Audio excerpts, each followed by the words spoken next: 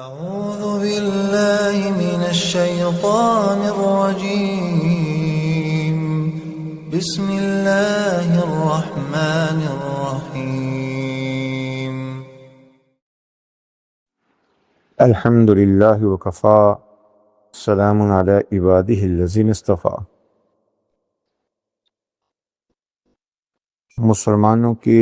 دوسرے خلیفہ جناب عمر بن خطاب رضی اللہ تعالی عنہ کی سند سے امام مسلم رحمۃ اللہ تعالی علیہ نے اللہ کے رسول صلی اللہ تعالی علیہ وآلہ وسلم کا ارشاد نقل کیا ہے کہ ما منکم من احد یتوضأ فیبلغ او قال فیسبغ الوضوء ثم يقول اشهد ان لا اله الا الله وان محمدا عبده ورسوله الا فتحت له ابواب الجنة الثمانية يدخلها من ايها شاء۔ کہ آپ نے ارشاد فرمایا کہ جو کوئی تم میں سے وضو کرے اور پورے آداب کے ساتھ اس کے حقوق اور اس کے فرائض و سنن کا اہتمام اور مستحبات کا اہتمام کرتے ہوئے اچھی طرح کامل وضو کرے اور پھر وضو کے بعد دوسرا کلمہ اشہد ان لا الہ الا اللہ وان محمدا عبدہ ورسولہ پڑھ لے تو لازمی طور پر اس کے لیے جنت کے 8 دروازے کھل جائیں گے، وہ جس دروازے سے بھی چاہے گا جنت میں جا سکے گا۔ تو وضو نہ صرف ظاہری طہارت کا سبب ہے بلکہ مومن وضو کا اہتمام اس لیے بھی کرتا ہے کہ اللہ کے سامنے ظاہری اور باطنی ناپاکیوں سے پاکیزگی حاصل کر کے زندگی گزارے۔ تو شریعت کی احکامات کی تعمیل میں مومن اعضائے وضو کو اچھے انداز سے دھوتا، اس سے ظاہری طہارت و صفائی حاصل ہوئی اور اس کے روحانی اثرات جس کو وحی کی زبان سے بیان کیا گیا کہ انسان کی عقل اور نظر سے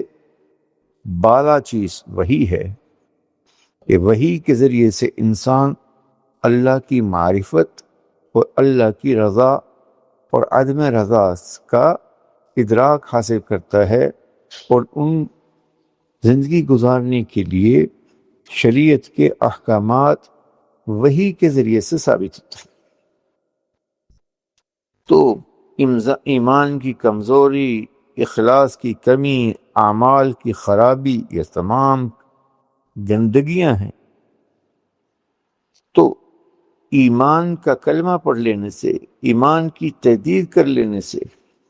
اور اللہ اور اللہ کے رسول صلی اللہ تعالی علیہ وسلم کے ساتھ اس عہد کے ساتھ کہ میں اللہ آپ کی وحدانیت کا قائل ہوں اور حضرت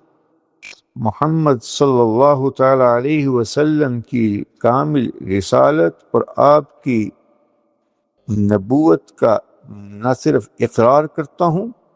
بلکہ اس چیز کا اعتقاد رکھتا ہوں کہ آپ علیہ السلام کے ختم نبوت، آپ علیہ السلام کی نبوت عالمی نبوت ہے، آپ خاتم النبیین ہیں اور آپ علیہ السلام کے عمل اور آپ علیہ السلام کے اسوہ حسنہ کی روشنی میں زندگی گزاروں گا۔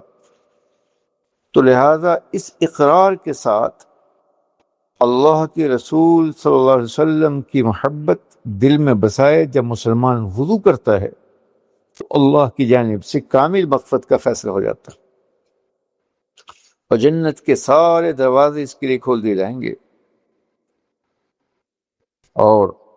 امام ترمذی رحمۃ اللہ علیہ نے اس کے بعد اللہم اجعلنی من التوابین واجعلنی من المتطہرین کا بھی اضافہ فرمایا کہ اللہ کے رسول سے ثابت ہے کہ اللہ مجھے اپنے توبہ کرنے والے بندوں میں شامل فرما، اے اللہ ان لوگوں میں شامل فرما جو تجھ سے پاکیزگی کا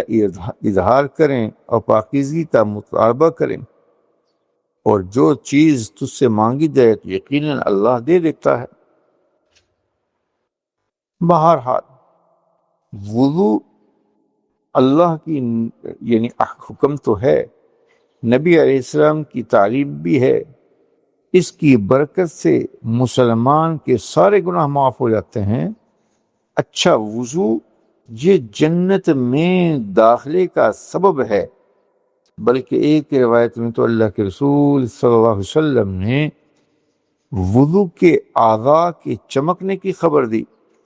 چنانچہ آپ نے فرمایا ان امتی یدعون یوم القیامت قرا محجلین من آثار الوضوء فمن استطاع منکم ان یطیل غرته فلیفعل، کہ قیامت کے دن میرے امتی اس حال میں بلائے جائیں گے کہ ان کے وضو کے اثر سے ان کے اعضاء وضو، چہرے، ہاتھ، پاؤں، یہ سارے کے سارے روشن ہوں گے، منور ہوں گے۔ تو وضو کے ظاہری اسباب پاکیزگی ہیں، ظاہری پاکیزگی، اور وہ بھی وحی سے ثابت ہوئی کہ ہاں 4 اعضاء کو دھو لو، یعنی 3 اعضاء کو دھو لیا، چوتھے کا مسح کر لیا، تو اللہ کے نزدیک یہ شخص پاک ہے، نماز پڑھ سکتا ہے، تلاوت قرآن پاک کرتے ہوئے قرآن پاک کو چھو سکتا ہے، بیت اللہ کا طواف کر سکتا ہے، باوضو شمار ہوگا۔ اور دوسرا فائدہ انسان کو ایک روحانی سکون اور اس کی طبیعت میں نشاط اور انبساط کسی کیفیت حاصل ہو جاتی ہے۔ اس لیے قیامت کے دن اس شخص کے چہرہ وہ چمک رہا ہوگا، سابناک ہوگا۔ یہ ان کا وضو کا اور نبی علیہ السلام کی امت کا خاص وصف ہوگا، اور جس کا جتنا وضو کامل ہوگا اس کے چہرے کی اور اعضاء کی نورانیت اسی درجے کی کامل ہوگی۔ اس لیے نبی علیہ السلام نے وضو کے اہتمام کا اور اس کی تکمیل اور کمال کا حکم دیا اور ترغیب دی ہے۔ اور یہاں پر بھی آپ نے فرمایا کہ جو میں نے ابھی حدیث نقل کی کہ جب چہرے کے اعضاء چمکیں گے اور تب ناکی اعضاء کی روشنی اور ان کا نور اس کے وضو کے اعضاء پر ظاہر ہوگا، تو آپ نے یوں بھی فرما دیا من استطاع منکم ان یطیل غرته فلیفعل، جس کی چاہت ہو کہ اس کی یہ نورانیت بڑھ جائے تو اسے اور اہتمام سے وضو کرنا چاہیے۔ تو وضو کا اہتمام کرنا یہ مستقلاً اللہ کے ہاں تقرب کا ذریعہ ہے، اور وضو کی برکت سے ہی ہمارے گناہ معاف ہو جائیں گے، جیسے حدیث میں کہا۔